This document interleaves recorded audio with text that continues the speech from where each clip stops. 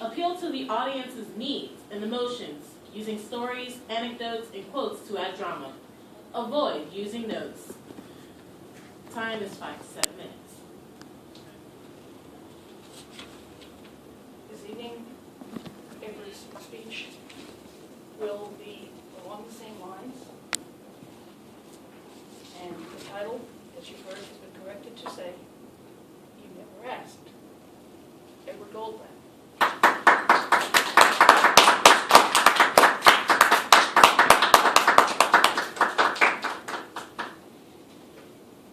Thank you, Madam Moderator.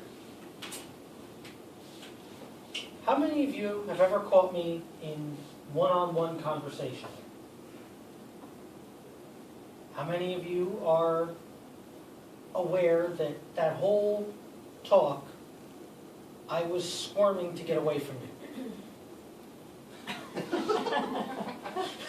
I knew it.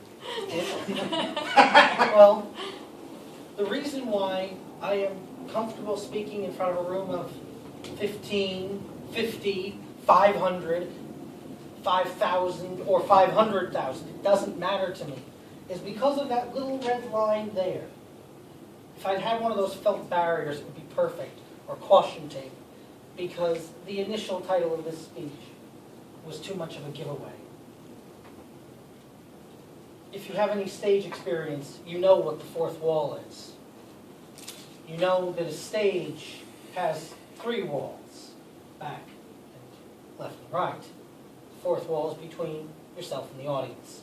It is invisible, and so is your audience behind it.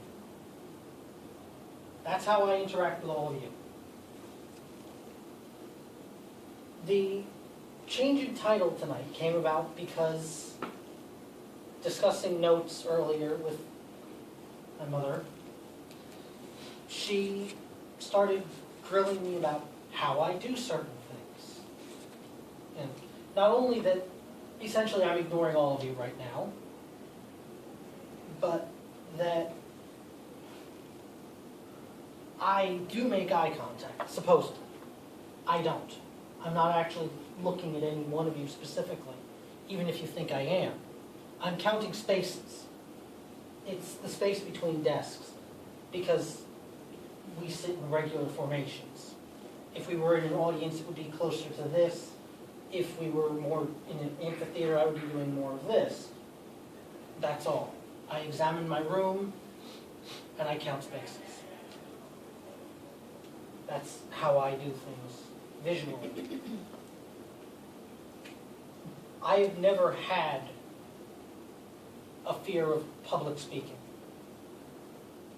This probably is because I started getting involved in Toastmasters when I was 3 years old. An understandable issue if there ever was one. But before you think it's all a bunch of malarkey, I'm terrified of one-on-one conversations. Part of my problem with keeping a job is that exact problem. I'm okay at interviews because I can ignore the interviewer, respond to the question with a table topics answer, and keep rolling. I can present beautifully. I have great material. I'm fine. But on a one-to-one basis, on a daily basis, I'm horrible. By the way, please mute your devices of mass distraction. Doesn't bother me, but it does bother some.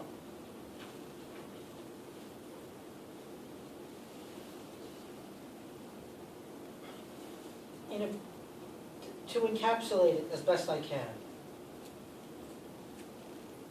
the reason I changed the title is because no one asks these questions. If you appear confident, obviously you are. So when I stand there in front of you, talking to you, making gestures and so on, you don't see that in the back of my head, I'm figuring out where the clearest escape route is and how to get out of here. It's easier in this room for me, and harder in the room where, I think, Lynn, you know a little bit about escape rooms.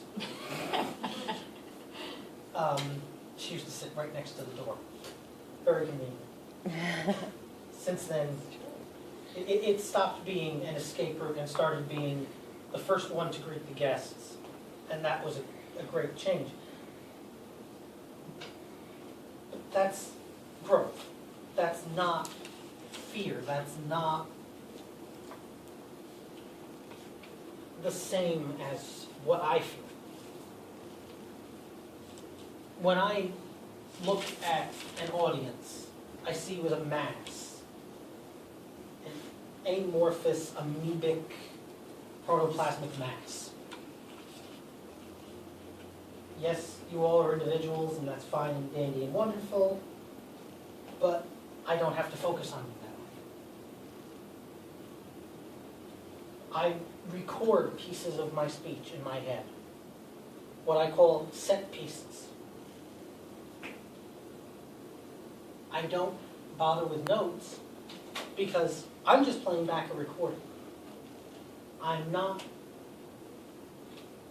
consciously here for a lot of the speeches, even though I do remember them. But the only time that I'm as afraid as Javier was is when I'm talking to you. But the tip I can give you all to be a little bit more effective is use that fourth wall. It's there for a reason. Your audience will never judge you if you learn to count spaces visually, to wait for pauses, to pause and wait for responses to your questions,